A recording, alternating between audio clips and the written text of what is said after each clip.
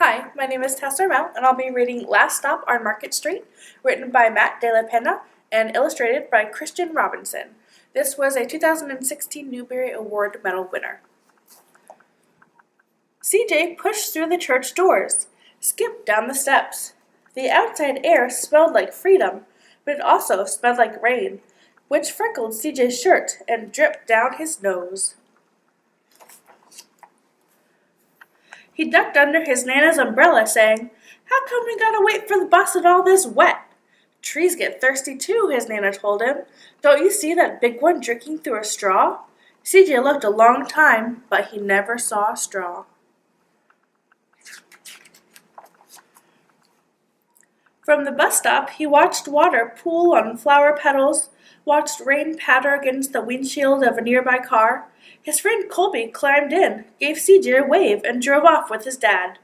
"Nana, how come we don't have a car?"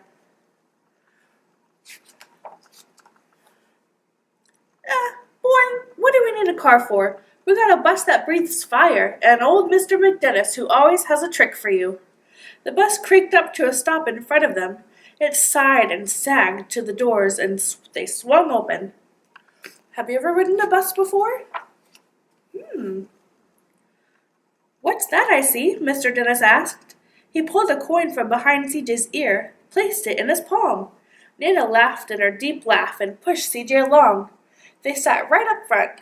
The man across the way was tuning a guitar. An old woman with curls had butterflies in a jar. Nana gave everyone a great big smile and good afternoon. She made sure CJ did the same. The bus sounds very exciting, don't you think?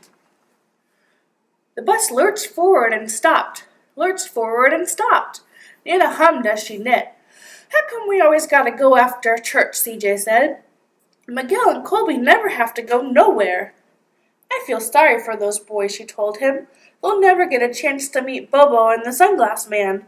And I hear Trixie got herself a brand new hat." CJ stared out the window, feeling sorry for himself. He watched cars zip by on either side, watched a group of boys hop curbs on bikes.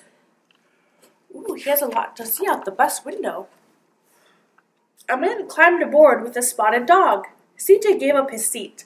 "How come that man can't see?" "Boy, what do you know about seeing?" Nana told him. "Some people watch the world with their ears." "That's a fact. Their noses, too," the man said, sniffing at the air. "That's a mighty fine perfume you're wearing today, ma'am."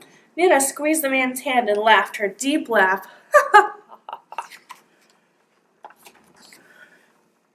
Two older boys got on next. CJ watched as they moved on and stood in the back. "Sure wish I had one of those," he said. Nana sat down her knitting. "What for? You got the real thing sitting right across from you. Why don't you ask them if he'll play us a song?"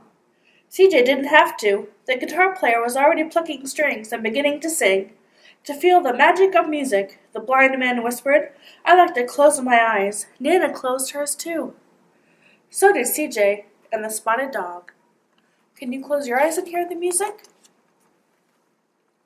And in the darkness, the rhythm lifted CJ out of the bus and out into the busy city.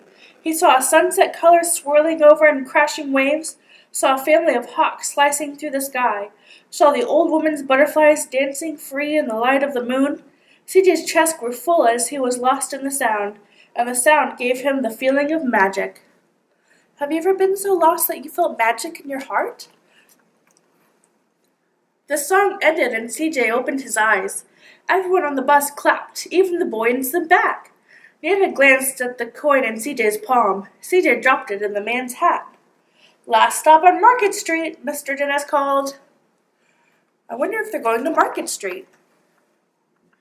CJ looked around as he stepped off the bus. Crumbling sidewalks and broken down doors, graffiti-tagged windows and boarded-up stores. He reached to his Nana's hand. "How come it's always so dirty over here?" She smiled and pointed to the sky. "Sometimes when you're surrounded by dirt, CJ, you're a better witness for what's beautiful." CJ saw the perfect rainbow arching over the soup kitchen. He wondered how his Nana always found beautiful where he never thought to look. He looked all around them again, and the bus rounding the corner out of sight, and the broken street lamp still bright. and the stray cat shadows moving against the wall. He sees a lot in the city. When he spotted their familiar faces in the window, he said, "I'm glad we came." He thought his Nana might laugh a deep laugh, but she didn't. She patted him on the head and told him, "Me too, CJ. Now come on." Where do you think they are? Maybe. The end.